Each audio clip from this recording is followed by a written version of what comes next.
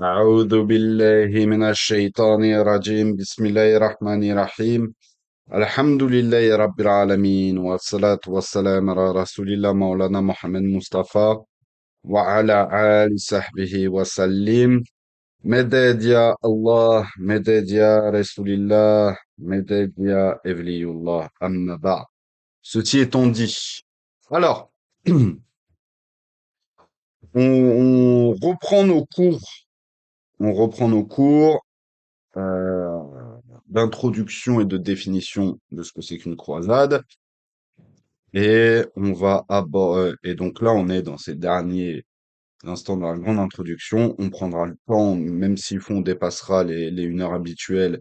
Mais je vais absolument finir cette introduction parce que je pense que beaucoup en ont marre des introductions théoriques bien trop longues. Ils veulent de l'épique, ils veulent de la bataille, ils veulent, ils veulent la guerre, quoi. Et donc là, l'introduction théorique est beaucoup trop longue, mais quand même assez importante à reprendre. Donc, on reprend la suite des réelles raisons, justement, du ce pourquoi, wa alaykoum salam wa rahmatullah. Du pourquoi, du comment, euh, la papauté a fait justement cet appel à la croisade. Et on reprend, Bismillah. Donc, ce qu'il faut comprendre, c'est qu'en réalité, la papauté voyait encore bien plus loin. Comme nous l'explique l'historien Paul I. Cheveden, qui nous dit ceci. Donc, les croisades n'étaient pas simplement une guerre pour l'indépendance des églises d'Orient, pour les libérer de la domination islamique. La victoire militaire sur l'islam n'était qu'une condition préalable au principal objectif des croisades. La reconstruction de l'église en Orient, c'est-à-dire cette église ecclesia en latin, qu'il fallait reconstruire était certes l'église de briques et de mortier, mais également l'église des prélats et des moines. Donc, non seulement l'église dans le sens du bâtiment, dans le sens architectural du terme, mais également l'église dans le sens, si je puis dire, des croyants, des chrétiens. Euh,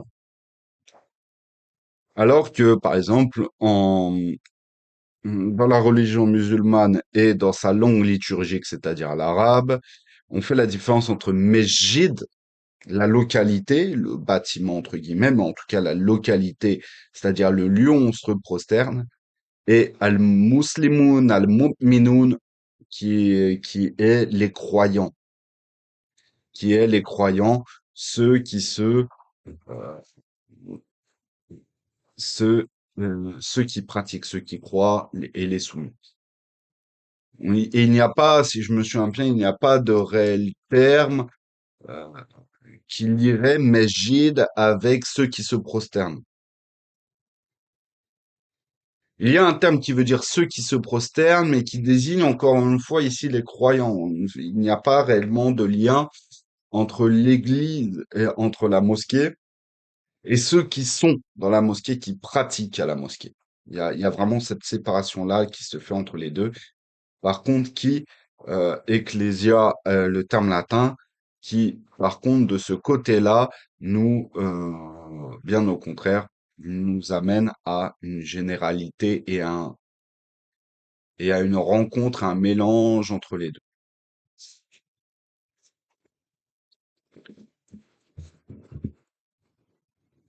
Mais il s'agissait avant tout de la communauté religieuse elle-même, la congrégation ou l'assemblée des fidèles. Donc, convocation sive congregatio fidelium. Fidelium. Mon latin est éclaté au sol, c'est incroyable. Donc l'aspect militaire des croisades était fondamental dans cette entreprise.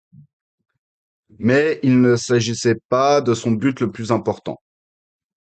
L'objet de ce projet visait à rebâtir l'église entre guillemets déchue et de l'établir sur une base permanente qui assurait sa liberté.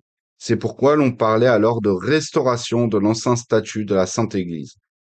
Antiquum ecclesiae sancte sanctum reparavit. Ceci impliquait bien plus que la régénération d'une simple organisation ecclésiastique. Ce projet impliquait le repeuplement démographique ainsi que la reconstruction politique et économique. En bref, la reconstruction d'une société tout entière. Et comme on le verra, cette pensée, cette idée au moment de la croisade est également quelque chose qui va justifier par la suite, et encore dans le discours qu'on a aujourd'hui, de la colonisation. Et de toute façon, on verra ça dans notre cours sur la transition entre croisade-colonisation. Dans le sens où, comment je pourrais dire ça? Dans le sens où il y a une, si je puis dire,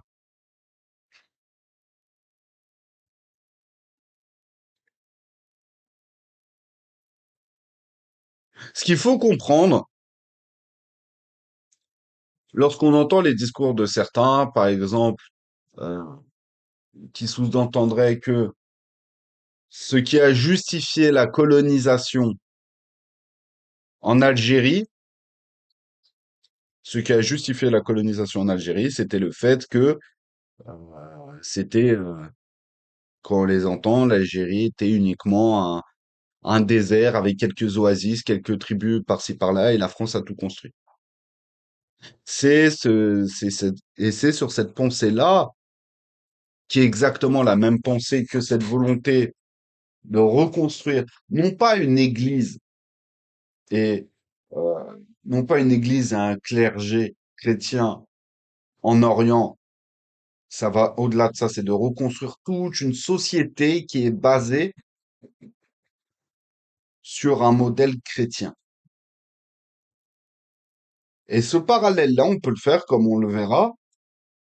C'est sur le même type de pensée qui a été pensé justement le combat contre les États barbaresques d'Afrique du Nord et la colonisation progressive de cette région. Donc, à partir des livres de l'Ancien Testament, qui correspondent à quelque chose près à la Torah, Urbain II avait façonné une explication de la, entre guillemets, tyrannie des Sarrasins, comme une punition divine pour les péchés des chrétiens. Il avait appliqué le cycle de péché, punition, restauration de l'Ancien Testament à l'histoire chrétienne et croyait profondément que ce cycle était sur le point de s'achever. Donc, comme on l'avait vu dans les cours précédents, il y a intrinsèquement dans cette idée de croisade une idée aussi eschatologique. Le fait de reprendre Jérusalem aux mains des Sarrasins, des musulmans, c'est de reprendre la terre sainte et la ville sainte des mains de la religion et de l'armée de l'Antéchrist.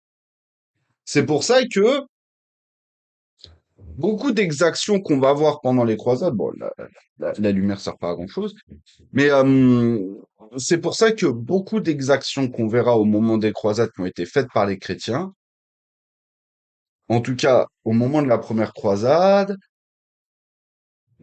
ils se permettaient beaucoup d'exactions très dures, très brutales, parce que dans leur tête, c'est soit ces gens-là ne sont pas des humains, soit s'ils sont des humains, ils sont au service du diable et de l'antéchrist. Donc ce ne sont pas des humains sur le même pied d'égalité que, que eux, que les chrétiens. Parce que, et ça, j'ai encore revu ce matin avec un frère qui donnait des cours, il y a cette vision très chrétienne dans le fait que il y a quelque chose de contre nature dans le péché et dans la désobéissance. Alors que chez nous, le péché est une création, tout comme la bonne action, etc. Donc il n'y a pas d'aspect contre nature. Ce qui est créé est créé, que ce soit un bien ou un mal.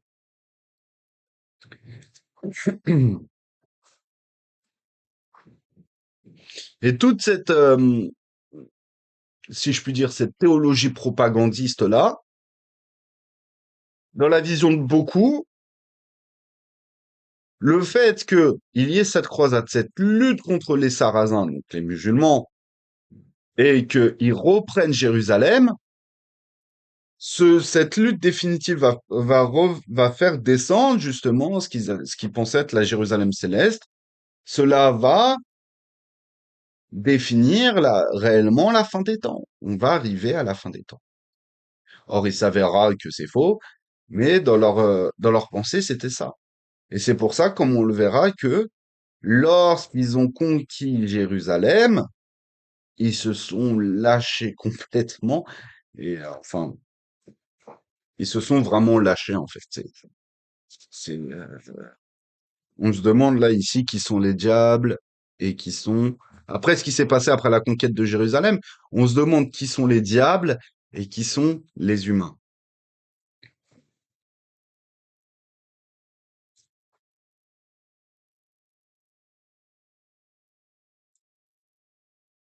Donc pour Urbain II, le fait central de son temps se trouvait dans les actes de Dieu à travers les chrétiens. Gesta Dei per Christianos.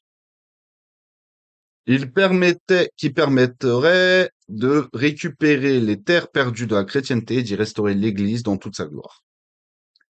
En Espagne comme en Méditerranée orientale, l'objectif avoué d'Urbain était donc d'être un compagnon de travail de Dieu dans cette restauration de l'Église, en arrachant aux musulmans d'anciens territoires chrétiens et en récupérant les anciens sièges et provinces ecclésiastiques.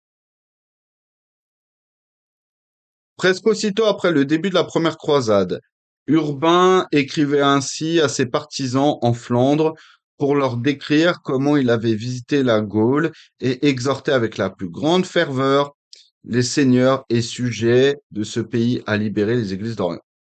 Après sa mort à la fin du mois de juillet 1099, peu après la prise de Jérusalem par les croisés, son successeur, le pape Pascal II, qui régna de 1099 à 1118, se plaça dans la même ligne et déclara moins d'un an après la conquête de la ville sainte que l'Église d'Orient était désormais, entre guillemets, dans une large mesure restaurée à la gloire de son ancienne liberté, tout en faisant appel aux prières des croyants pour que Dieu achève ainsi ce qu'il avait entamé.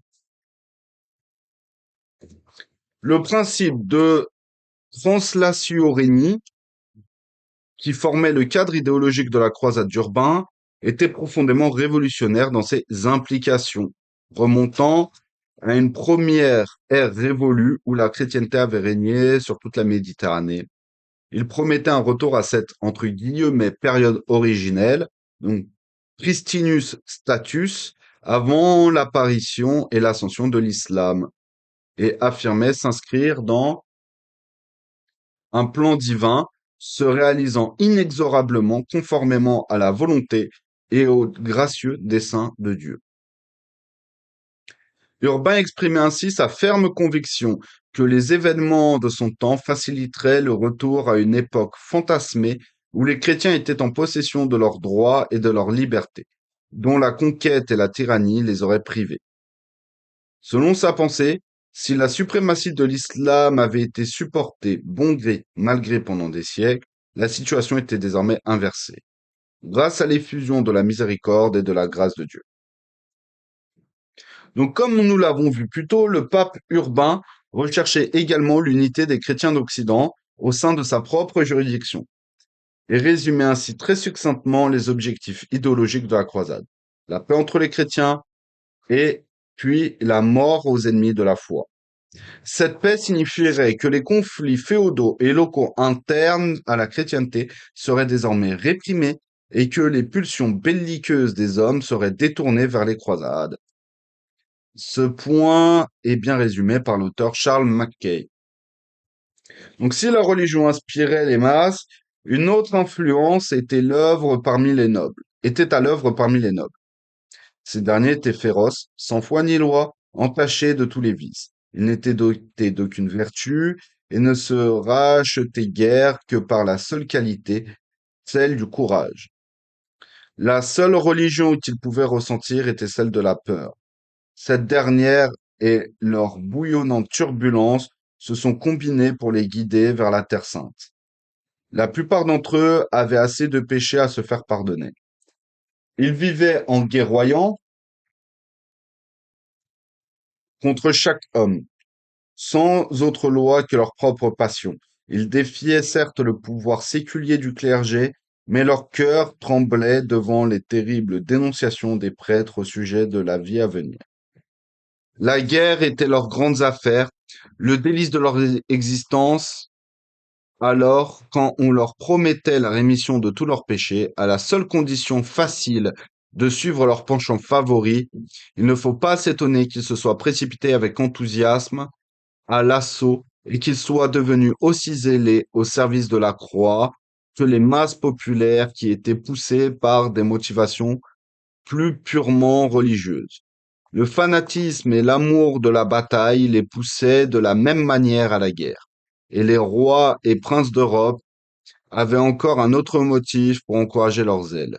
Le sens politique leur ouvrait les yeux sur les grands avantages qu'ils tiraient de l'absence de tant d'hommes agités, intrigants et sanguinaires, dont l'insolence exigeait plus que le faible pouvoir de la royauté d'alors pour les contenir dans les limites appropriées. En gros, t'as des gens qui passent leur temps à se foutre sur la gueule. On va parler un petit peu trivialement 2 secondes. T'as des gens qui passent leur temps à se foutre sur la gueule, à faire la guerre entre eux, à avoir des mœurs compliquées, un abus de boisson, un abus de violence, le rapport avec les femmes, il n'est pas forcément très très chrétien, si vous voyez ce que je veux dire, etc., etc. Bah, comment calmer cette bande de joyeux lurons? Tu leur promets le pardon de tous leurs péchés s'ils vont faire ce qu'ils savent faire le mieux, c'est-à-dire la guerre, la violence et l'excès, mais contre les musulmans, et de récupérer la Terre Sainte. À partir du moment où, à partir du moment où ces personnes-là ont une légitimité religieuse de massacrer, ils s'en donnent à cœur joie. Pourquoi? Parce que pour eux, ils ne sont plus jugés en fonction de leurs actes, ils sont jugés en fonction de sur qui ils orientent leurs actes. Et la légitimité vient ici. Donc tu veux calmer des fous, tu les envoies loin pour leur permettre de faire le fou, de faire les fous. Et c'est là toute, si je puis dire, l'intelligence euh, diplomatique et stratégique qu'a eu Urbain II avec son appel à la croisade, c'est que plutôt que de s'embêter à gérer des fous, à gérer des barbares sur des terres chrétiennes, à les juger, à les condamner, etc., tu leur promets le pardon de tous leurs péchés, donc le paradis assuré. S'ils vont faire ce qu'ils savent faire le mieux, c'est-à-dire des massacres, la guerre, etc., sur les territoires contrôlés par les musulmans. Et dans le but aussi de soutenir les chrétiens d'Orient. Or, pour un franc, quelqu'un qui vient de l'Ouest européen, qui n'a jamais quitté son coin, qui a toujours guerroyé dans son coin, qui connaît les populations de son coin, il va voir un Byzantin, un Arménien, euh, un Copte ou que sais-je, un Maronite, etc. Il va pas faire la différence entre eux et entre eux et les Sarrasins. C'est pour ça que au moment de la première croisade, et ça on le détaillera beaucoup plus au moment où on rentrera réellement dans le cœur de la première croisade, mais les rares fois où les chrétiens d'Orient se sont alliés avec les Francs, parce que c'est comme ça qu'on les appelait, donc se sont alliés avec les Francs ou les Normands, euh, ils l'ont très très vite regretté. Et généralement, après, soit ils ne se mouillaient pas, donc ils ne les soutenaient pas, soit ils se rangeaient du côté des Byzantins qui étaient la force en puissance qui pouvait potentiellement rivaliser avec les Francs, Soit certains préféraient s'allier aux musulmans. Parce que la différence entre les musulmans et les francs, c'est que les musulmans, ils les connaissent depuis des siècles, ils connaissent leurs mœurs, leur mentalité, et ils savent que les musulmans, c'est des ennemis, on paye la jizya, mais on a une liberté de culte. Les francs, si tu ne pries pas exactement comme eux, t'es un hérétique qui te passe sous le fil de l'épée, hein.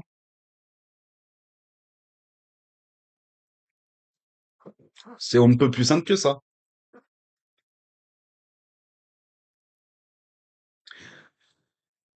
Euh, D'une manière peut-être plus importante encore, l'historien James A. Brundage souligne un autre point. L'histoire des 20 dernières années en Europe avait vu une dévorante lutte intestine entre le Saint-Empire, donc on parle ici du Saint-Empire romain germanique, et la papauté. Une aventure militaire victorieuse en Orient, sous les auspices et la direction de Rome, ne tiendrait-elle pas à renforcer le prestige et le pouvoir du pape face à ses ennemis en Occident? D'ailleurs, ce qu'il faut comprendre, c'est que le Saint-Empire romain germanique ne s'est pas lié à la première croisade. Parce que le dirigeant du Saint-Empire romain germanique de l'époque l'avait eu mauvaise d'avoir été excommunié par le pape. Et que la théorie voudrait que s'il voudrait être à nouveau dans le giron de l'Église, donc être pardonné de son excommunication, il fallait qu'il rejoigne la croisade. Sauf que le gouverneur de l'époque, le dirigeant du Saint-Empire romain germanique de l'époque, étant pas non plus un lapin de 6 semaines, comme on dit, si on prend un peu l'expression populaire française,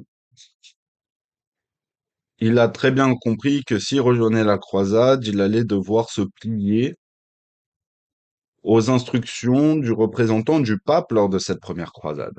Et ça, c'était pas ce qu'il voulait.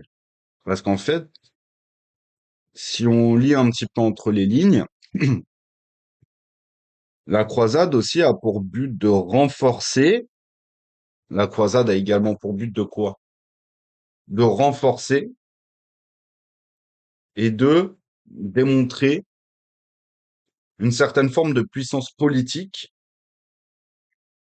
du pape. Donc si le roi ou le prince du Saint-Empire germanique se soumet à l'autorité du pape lors de la croisade, il va renvoyer l'image justement de on se soumet à l'autorité du pape, donc l'État papal a gagné notre conflit. Est-ce que c'est clair ce que je raconte ou il y a du flou un petit peu? N'hésitez pas, prenez la parole aussi, hein. Que ce soit Abdourahman ok.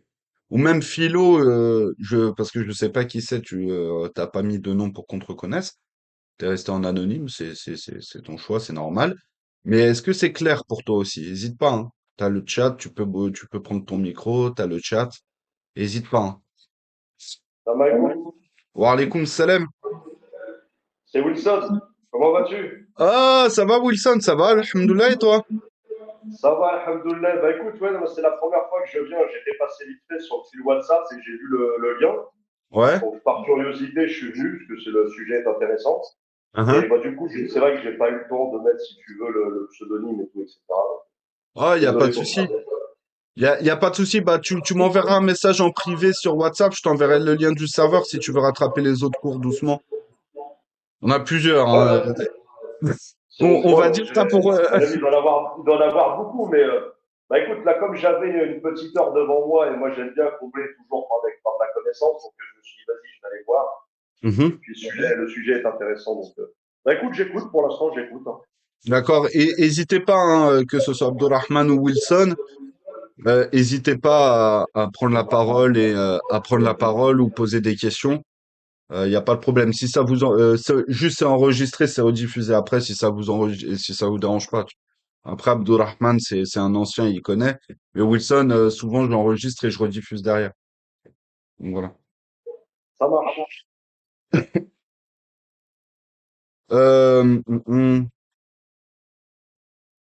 Donc comme le résume bien également l'auteur Z. Oldenburg, des fois il précise pas les prénoms, c'est pénible. Mais Urbain, donc c'est une femme.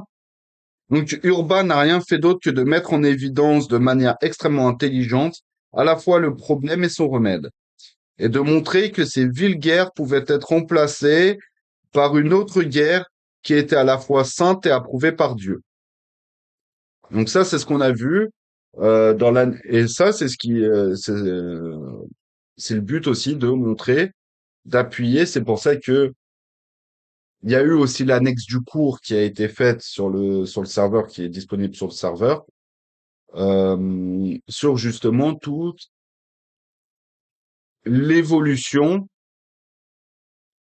de la pensée de la pensée militaire, martiale et guerrière dans euh, comment je pourrais dire ça, dans le christianisme et notamment le catholicisme, où progressivement on a légitimé, on a fait accepter le principe de guerre qui va à l'encontre des textes, des textes de la Bible et des textes des premiers pères de l'Église, où après progressivement on a accepté le fait que les chrétiens s'allient avec l'Empire romain à l'époque dans l'effort de guerre, à partir du moment où justement les chrétiens ont commencé à avoir plus de liberté religieuse. Et où petit à petit, progressivement, on a fait accepter le fait qu'une guerre pouvait être juste, et progressivement que la guerre contre les non-chrétiens était légitime, jusqu'à arriver au point culminant de la légitimation de la guerre sainte dans la version chrétienne, qui est la croisade. Donc il y a vraiment là toute l'évolution à ce niveau-là dans l'annexe de cours sur le serveur. Euh,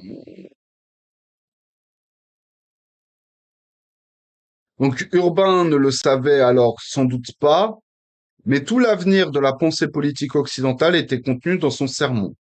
L'utilisation des forces militaires désœuvrées et indisciplinées vers un but commun, généralement reconnu comme juste, proclamation d'une mission divine qui a imposé aux chrétiens d'Occident. Urbain II connaissait depuis longtemps les problèmes de la politique internationale. Il était bien informé des progrès des Turcs en Asie mineure, des troubles auxquels Byzance était confronté, des intrigues du vizir du Caire et des rivalités entre les Seldjoukides et les différentes rivalités entre les princes seldjoukides. Et il voyait dans la puissance militaire occidentale le moyen de réunir les chrétiens grecs et latins dans une entreprise qui serait dans leur intérêt mutuel. Comme on l'avait vu dans les cours précédents, peut-être qu'il connaissait, euh, peut-être qu'il a pensé que la réalité des rapports entre les musulmans, il a pensé que cette réalité était la même, par exemple, que ce qui se passait dans la péninsule ibérique, à l'Andalous à ce moment-là, euh, ou en Sicile, qui venait d'être repris à peine, même pas 10 ans, euh, qui a commencé à être reprise 10 ans avant la première croisade, et non, 30 ans avant, et qui a été complètement reprise, même pas 10 ans avant même pas 10 ans avant le début de la croisade. Et donc, voyant cet état de désunion complète du monde musulman aux frontières des États chrétiens en Occident, et là, il s'est dit que les tensions étaient similaires en Orient. Et après, sachant qu'il y avait quand même des pèlerins qui se déplaçaient en Terre Sainte, à Jérusalem, etc., Et il y a des échos aussi que la situation là-bas n'est pas bonne. Entre les musulmans, il y a des tensions, des guerres entre les Seldjoukides et les Fatimides. Le califat abbasside est en train de s'engraisser dans son coin et s'occupe peu des affaires des musulmans, etc., etc.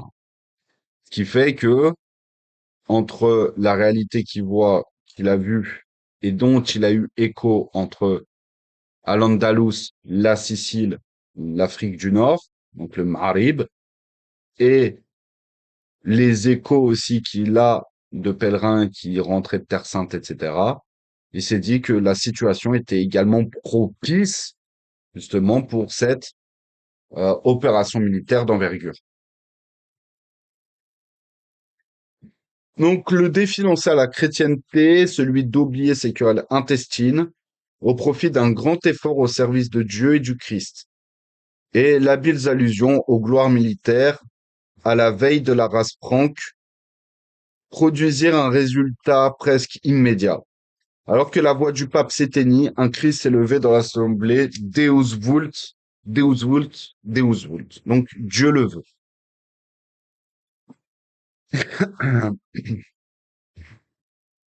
Ah, il nous reste quand même encore beaucoup. On,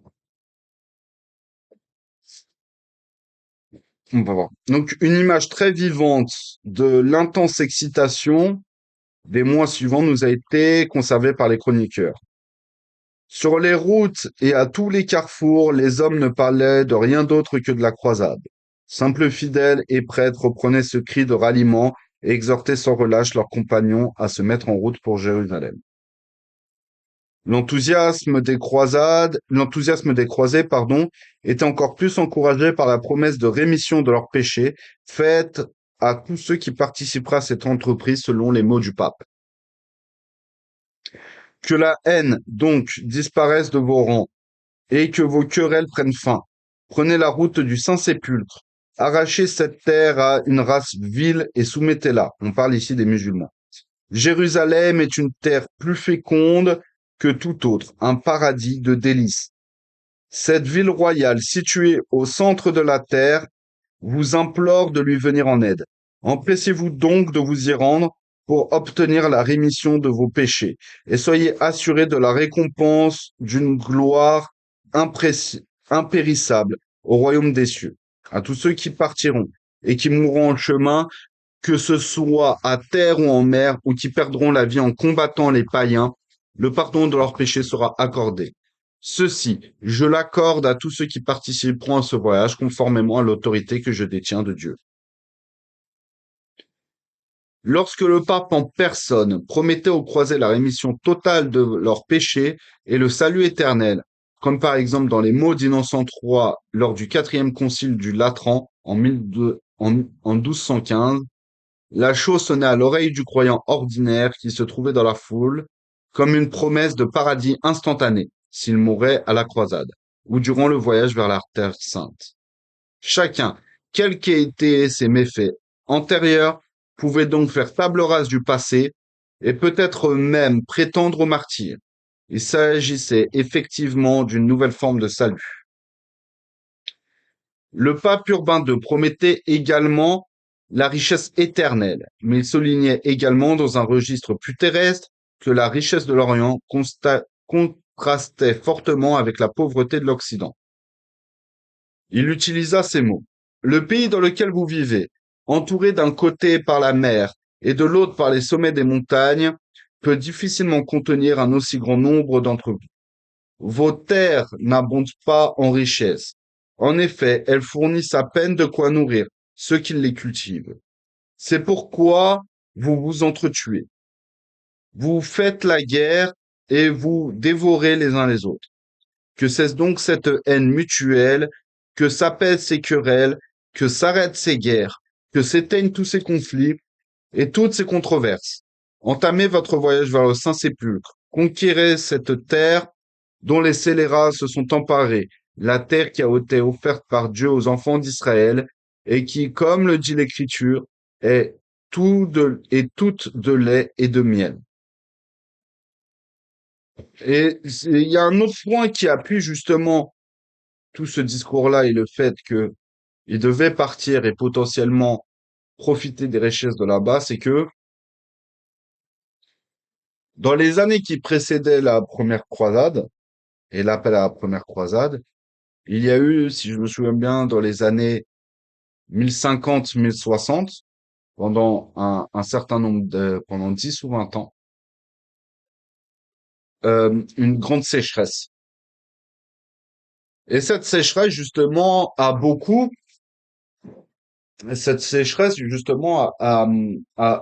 affaibli la, la production et les, les productions agricoles. Et du coup, bon nombre de paysans se retrouvaient à payer des énormes taxes auprès des seigneurs locaux, à se retrouver en récession. Et toute cette famine qu'il y a eu a augmenté aussi les tensions internes entre les seigneurs. Ils se faisaient la guerre entre eux, ça a augmenté le pillage, les bandes de bandits de grand chemin, ce qu'on disait à l'époque, ont pullulé, etc. Et c'est pour ça aussi que beaucoup de ces bandits-là ont rejoint la croisade par rémission de leurs péchés. Certains même étaient libérés de prison lorsqu'ils ont été arrêtés, avec l'obligation de se rendre en Terre Sainte pour la croisade. Donc vraiment, cette situation euh, de famine et cette crise économique qu'il y a eu et sanitaire a justement également appuyé le discours du pape Urbain II sur l'importance et la légitimité de partir en Terre Sainte pour justement alléger les pays occidentaux et de pouvoir justement aussi s'enrichir là-bas et de réapporter cette richesse aussi indirectement, pour certains, de réimporter cette richesse euh, en Occident. La perspective de s'emparer des richesses du monde musulman était en effet une formidable motivation.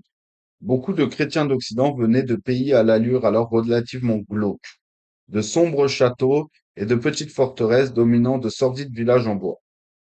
La richesse et le luxe de l'Orient les excitaient tout particulièrement, et leur cœur se réjouissait à l'idée du butin qui les attendait là-bas, où l'on disait que Bagdad et Damas n'avaient d'égal que Byzance. Les puissantes cités commerçantes de Pise, Gênes, Venise et Amalfi étaient également très intéressées par l'idée d'étendre encore leur puissance commerciale croissante et de s'emparer des richesses de la civilisation islamique. Après la prise de la Sicile par les Normands, entre 1061 et 1091, donc ouais, elle a duré 30 ans, elle a duré 30 ans et s'est terminée 4 ans avant l'appel à la première croisade. Et l'accélération de la conquête chrétienne d'Al-Andalus à partir de 1085, la Méditerranée occidentale était désormais ouverte au commerce chrétien. Les villes italiennes les plus riches et plus puissantes que jamais envisageaient maintenant de mettre fin à la suprématie musulmane en Méditerranée orientale et d'ouvrir les marchés du Proche-Orient aux marchandises d'Europe occidentale.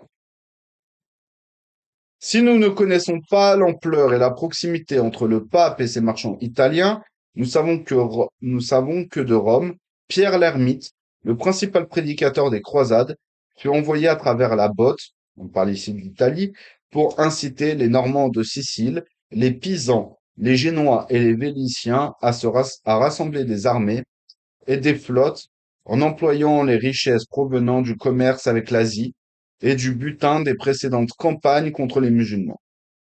L'ambition et le désir de richesse, tout autant que la religion, ont poussé les Italiens à une entreprise qui n'était désormais plus désespérée,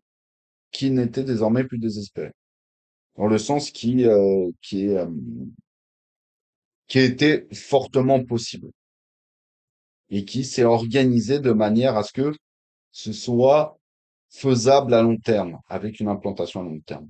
Faut comprendre que c'est ça fait un peu moins de 100 ans que Gênes, Venise et Pise, à moindre échelle, se sont organisés en, il disait république, mais c'est pas réellement une république telle qu'on le pense, nous, avec la Cinquième République en France. C'était des commerçants, en fait, et des grandes familles de commerçants qui géraient la ville.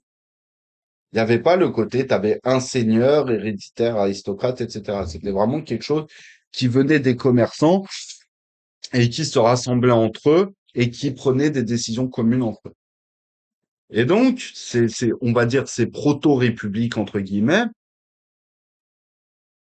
étaient principalement connus pour leur commerce, leur puissance maritime, commerciale, mais également, de par l'enrichissement, avaient du matériel militaire et une armée locale qui pouvait être aussi utilisée en tant que mercenaire, donc moyennant finance, et qui commençait à être suffisamment efficace et qui sera efficace pendant une grande partie de l'histoire européenne et du Proche et du Moyen-Orient. À tel point que, directement ou indirectement, les Génois et les Vénitiens, si on prend en exemple la conquête de Constantinople, ont joué un rôle direct ou indirect sur la facilité de la prise de Constantinople. Les Génois ont joué sur les deux tableaux, du côté des Byzantins et du côté des Ottomans. Ce qui fait que lorsque les Génois ont vu que euh, jouer sur les deux tableaux, en fait, permettait de s'enrichir des deux côtés et de pouvoir éviter d'être évincé par le camp victorieux par la suite. Et après, on continuait leur commerce avec les Ottomans. Les Vénitiens, eux, ont pris position ouvertement en faveur des Byzantins, avec, j'ai perdu son nom, tac, tac, tac, tac, tac, tac, comment il s'appelait? Euh, j'ai perdu son nom. Mais en gros, c'était un espèce de pirate mercenaire, chef d'une petite brigade d'origine vénitienne, euh, qui s'est allié, moyennant finance bien sûr, aux Byzantins pour protéger la ville. Et de par ce fait-là, les Vénitiens, n'ayant pas joué sur les deux tableaux, ont eu, ont été évincés pendant un temps des marchés et des ports ottomans en punition de leur soutien en fait aux Byzantins. Ce qui fait que les Génois se sont renforcés économiquement, etc., que pendant un temps, les Vénitiens se sont affaiblis avant que par la suite ce décret ne soit levé, si je me souviens bien, c'était sous Soliman le Magnifique. Mais bien sûr, les Vénitiens et les Génois étaient constamment aussi surveillés et étaient aussi constamment surveillés et étaient également victimes des corsaires ottomans en Méditerranée, de par les richesses qu'ils transportaient, etc.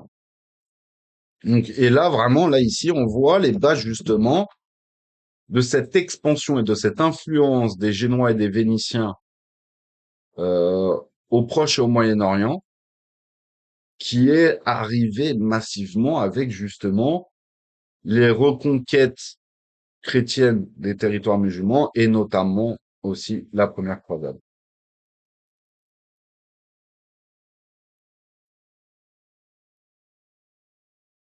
L'ambition et le désir de richesse, tout autant que la religion, poussaient les Italiens à une entreprise qui n'était désormais plus désespérée. En échange de privilèges commerciaux, ils accordaient aux croisés un soutien de grande ampleur et le rôle qu'ils allaient jouer dans la prise des villes portuaires serait d'une importance primordiale. Sans eux, la Syrie n'aurait pu être ni conquise, ni même conservée une seule année.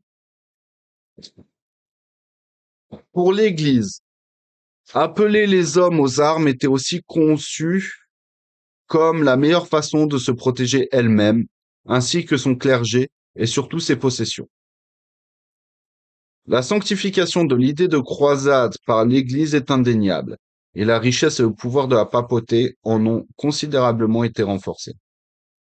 À la suite des conquêtes des croisés, l'Église s'enrichirait en effet immensément en s'appropriant d'innombrables villes et villages de Palestine et de Syrie, leurs commerces, leurs fermes et leurs biens. Les principaux commandants des croisades rêvaient eux aussi de faire fortune en Orient. À l'image de Godefroy de Bouillon, de son frère Baudouin de Boulogne, ou de Bohémond de Tarente et de son neveu Tancrède de Hauteville. En lieu et place des guerres fratricides intra-européennes et de la ruine du commerce chrétien, Pierre l'Ermite et le pape offraient ainsi à Bohémond une autre ambition, une principauté asiatique qu'il devait se tailler à la pointe de l'épée. Raymond de Saint-Gilles, un autre chef important de la première croisade, avait lui aussi des vues sur les meilleures terres de Syrie. L'historien W. B. Stevenson note à ce sujet les objectifs des chefs. Les objectifs des chefs ont marqué les croisades de leurs empreintes. Il s'agissait dans les faits d'une entreprise de conquête et de partage de la Syrie. Ce n'est qu'à cette lumière que nous pouvons comprendre l'histoire de cette invasion. Bien sûr, au départ, il y a les fausses promesses avec les soutiens byzantins, etc., etc. Mais à partir d'Antioche, c'est devenu tout autre, comme on le verra. Les mêmes incitations valaient pour les masses. Les très nombreux chrétiens ordinaires qui s'élançaient à la croisade étaient certes émus par les descriptions papales du massacre de leurs frères chrétiens, de la profanation de la Terre Sainte et des atrocités commises par les infidèles.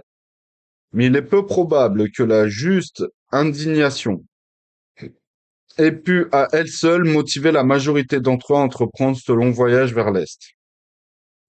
La condition misérable et dans certains cas presque désespérée d'une grande partie de la population faisait pour beaucoup de l'abandon de leur foyer un soulagement et non un sacrifice. La croisade offre un moyen d'échapper à la famine et à l'oppression féodale, promettant des bénédictions aussi bien temporelles que spirituelles.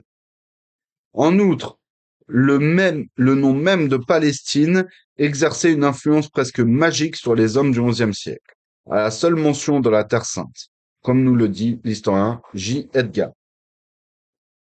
Donc, leur esprit s'imaginait les batailles les plus pittoresques de gracieux palmiers bruissant dans l'air, des figuiers surplombant des chemins, les jardins de jasmin, de grenades, de citrons dorés, de vignes et de fleurs odorantes, un sol sablonneux rougeoyant sous un ciel bleu, des femmes orientales voilées de blanc groupées autour des fontaines, de longues caravanes de chameaux chargés de marchandises inestimables, des châteaux sarrasins, des villes dont les noms étaient inscrits dans leurs livres sacrés que les plus pauvres ne connaissaient que par l'image, la plaine de Charonne et ses roses, sans épines, le Liban, ses cèdres et ses vignes, le mont Carmel, son couvent solitaire et son sommet couvert de thym, hanté par l'aigle et le sanglier. Telles étaient les scènes décrites de manière pittoresque par les pèlerins qui marquaient l'imagination et l'excitation et excitaient la curiosité de nos ancêtres.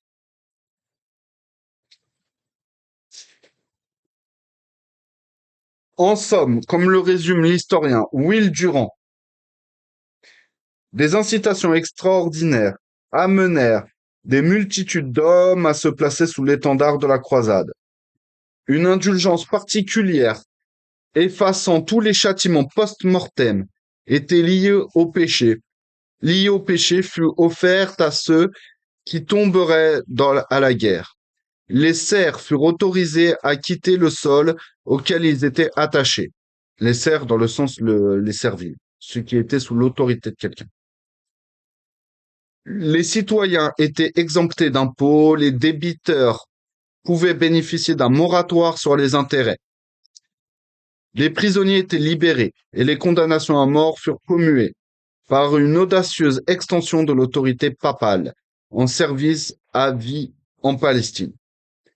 Des milliers de vagabonds se joignirent à cette marche sacrée, des hommes fatigués d'une pauvreté sans espoir, des aventuriers toujours prêts à s'engager dans des entreprises hardies, des fils cadets espérant se tailler des fiefs en Orient, des marchands en quête de nouveaux débouchés, ou bien des chevaliers dont les serfs enrôlés les avaient laissés sans travail, des esprits timides fuyant les railleries de la lâcheté, se joignirent à des âmes sincèrement religieuses pour venir au secours de la terre où était né et mort le Christ.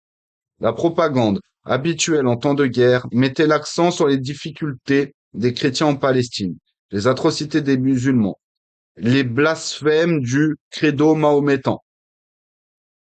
Les musulmans étaient décrits comme des adorateurs d'une statue de Mohammed, alayhi salatu wassalam. L'on racontait des histoires fabuleuses sur les richesses de l'Orient et les beautés à la peau sombre qui n'attendaient que d'être prises par des hommes courageux. Une telle variété de motivations ne pouvait guère permettre de rassembler une masse homogène capable de s'organiser militairement. Dans de nombreux cas, les femmes et enfants insistaient généralement pour accompagner leurs maris ou parents, peut-être à raison, car les prostituées s'enrôlaient aussi rapidement au service des guerriers. Les criminels, les voleurs et meurtriers, aux cas les plus désespérés, les hommes les plus violents, ne pouvaient pas non plus se voir refuser, entre guillemets, une part dans cette sainte entreprise de rédemption. Pêcheurs et scélérats faisaient ainsi le vœu d'une vie meilleure et juraient de libérer des Turcs la terre sanctifiée par les pieds du Christ. Le clergé, les nobles et le bas peuple, les incestueux, les adultères et les brigands, tous ceux qui professaient la foi chrétienne, saisirent l'occasion de faire pénitence et s'élancèrent à la croisade. Ils sortaient en bande de tous côtés pour s'équiper des vivres et armes nécessaires et de se rendre à Jérusalem, brûlant tout du feu de l'amour de Dieu. Et comme on le verra, les premiers à en pâtir étaient les Juifs qui étaient installés en Europe occidentale, en Europe occidentale, où lors de ce qu'on appelait les croisades populaires, on verra euh, un des pogroms les plus massifs et les plus violents qui a touché l'Europe occidentale euh, depuis le 8e siècle, c'est-à-dire les invasions wisigothes de la péninsule ibérique. Donc, ils s'unirent en une seule force, mais sans s'abstenir en aucune manière des unions illicites et des plaisirs de la chair. Ils se livraient sans interruption aux excès de la gloutonnerie et s'amusaient sans relâche avec des femmes et des jeunes filles qui avaient également quitté leur foyer pour se livrer aux mêmes folies. Même des animaux se joignirent aux croisades, et à leur tête, à l'image de l'oie inspirée et de la chèvre perspicace. Donc ça, c'était des images de propagande de l'époque. Donc les soldats d'Émicon, c'est le comte de Leisingen, un seigneur croisé allemand, s'applaudissaient de leurs exploits et des scènes de carnage qui les enivraient d'orgueil. Ils étaient livrés à la plus brutale superstition et se faisaient précéder d'une chèvre et d'une oie, auxquelles ils attribuaient quelque chose de divin. Ces vils animaux à la tête des bataillons étaient comme leurs chefs et partageaient le respect et la confiance de la multitude avec tous ceux qui donnaient l'exemple des plus horribles excès. Tels étaient donc les centaines de milliers d'hommes, de femmes et d'enfants qui quittèrent l'Europe entre 1095 et 1096 pour s'abattre sur le monde musulman. Et on va finir avec l'appel de Clermont tel qu'il a été euh, prononcé par Urbain II et c'est rapporté par Fouché de Chartres, donc qui est des chroniqueurs les plus importants des croisades. Donc, Urbain II a dit ceci au moment du concile de Clermont. Ô Fils de Dieu, après avoir promis à Dieu de maintenir la paix dans votre pays et d'aider fidèlement l'Église à conserver ses droits et en tenant cette promesse plus vigoureusement que d'ordinaire, vous qui venez vous qui venez de profiter de la correction que Dieu vous envoie, vous allez pouvoir recevoir votre récompense en appliquant votre vaillance à une autre tâche. C'est une affaire qui concerne Dieu et qui vous regarde vous-même et qui s'est révélée tout récemment. Il importe que sans tarder, vous portiez au secours de vos frères qui habitent les pays d'Orient et qui déjà bien souvent réclamaient votre aide. Parce qu'effectivement, comme on l'a vu à partir de la bataille de Manzikert, qui a installé définitivement les Turcs seldjoukides en Anatolie, à de très nombreuses reprises, les Byzantins ont demandé l'aide du pape avec l'envoi de mercenaires, francs, normands, etc., pour soutenir l'armée byzantine dans sa lutte contre les Turcs seldjoukides. Donc, en effet, la plupart d'entre vous le savent déjà. Un peuple venu de Perse, les Turcs, a envahi leur pays. Ils se sont avancés jusqu'à la mer Méditerranée, et plus précisément à ce qu'on appelle le bras de Saint-Georges, c'est-à-dire le Bosphore, donc à la frontière avec Constantinople. Dans ce pays de Roumélie, ou Romanie, donc l'Empire byzantin, ils s'étendent continuellement au détriment des terres des chrétiens. Après avoir vaincu ceux-ci à 7 reprises en leur faisant la guerre, beaucoup sont tombés sous leurs coups. Beaucoup ont été réduits en esclavage. Ces Turcs détruisent les églises et saccagent le royaume de Dieu. Si vous demeurez encore quelque temps sans rien faire, les fidèles de Dieu seraient encore plus largement victimes de cette invasion. Aussi je vous exhorte et je vous supplie, et ce n'est pas moi qui vous y exhorte, c'est le Seigneur lui-même, vous les héros du Christ, à persuader à tous, quelque classe de la société qu'il appartient, chevalier ou piéton, riche ou pauvre, par vos fréquentes prédications, de se rendre à temps au secours des chrétiens et de repousser ce peuple néfaste loin de nos territoires. Je le dis à ceux qui sont ici, et je le mande à ceux qui sont absents. Le Christ l'ordonne. À tous ceux qui y partiront et mourront en route, que ce soit sur terre ou sur mer, ou qui perdront la vie en combattant les païens, la rémission de leurs péchés sera accordée, et je l'accorde à ceux qui participeront à ce voyage en vertu de l'autorité que je tiens de Dieu. Quelle honte si un peuple aussi méprisé, aussi dégradé, esclave des démons, l'emportait sur la nation qui s'adonne au culte de Dieu et qui s'honore du nom de chrétienne. Quel reproche le Seigneur lui-même vous adresserait si vous ne trouviez pas d'homme qui soit digne comme vous du nom de chrétien. Qu'ils aillent donc au combat contre les infidèles, un combat qui vaut d'être engagé et qui mérite de s'achever en victoire. Ceux-là qui, jusqu'ici, s'adonnaient à des guerres privées et abusives aux grandes dames des fidèles, qu'ils soient désormais les chevaliers du Christ, ceux-là qui n'étaient que des brigands, qui luttent maintenant à bon droit contre ces barbares, ceux-là qui se battaient contre leurs frères et leurs parents, ce sont les récompenses éternelles qu'ils vont gagner. Ceux qui se faisaient mercenaires pour quelques misérables sous, ils travailleront pour un double honneur. Ceux-là qui se fatiguaient au détriment de leur corps et de leurs âmes, ils étaient ici tristes et pauvres, ils seront là-bas joyeux et riches. Ils étaient les ennemis du Seigneur, là-bas ils seront ses amis. Donc voilà, on a enfin fini l'introduction. Enfin.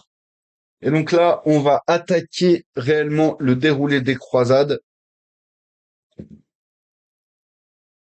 On va enfin attaquer les croisades. Donc ça va par les bagarres, sortir les épées, les côtes de mailles, les chapeaux, les lances, les boucliers. À partir de maintenant, ça va être sport. Voilà. Alors, est-ce qu'il y aurait des questions? Est-ce qu'il y aurait des questions avant qu'on arrête,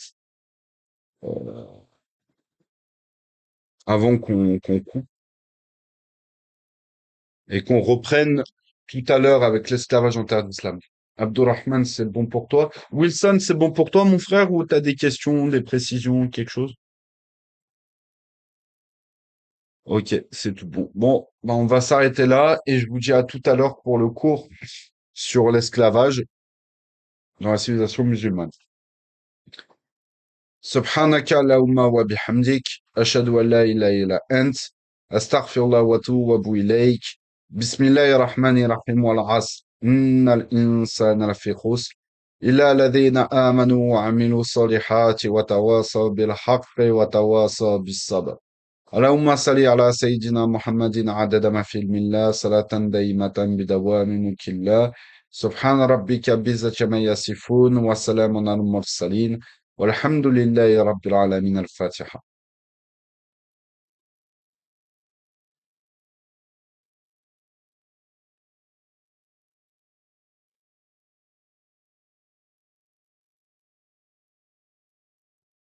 السلام عليكم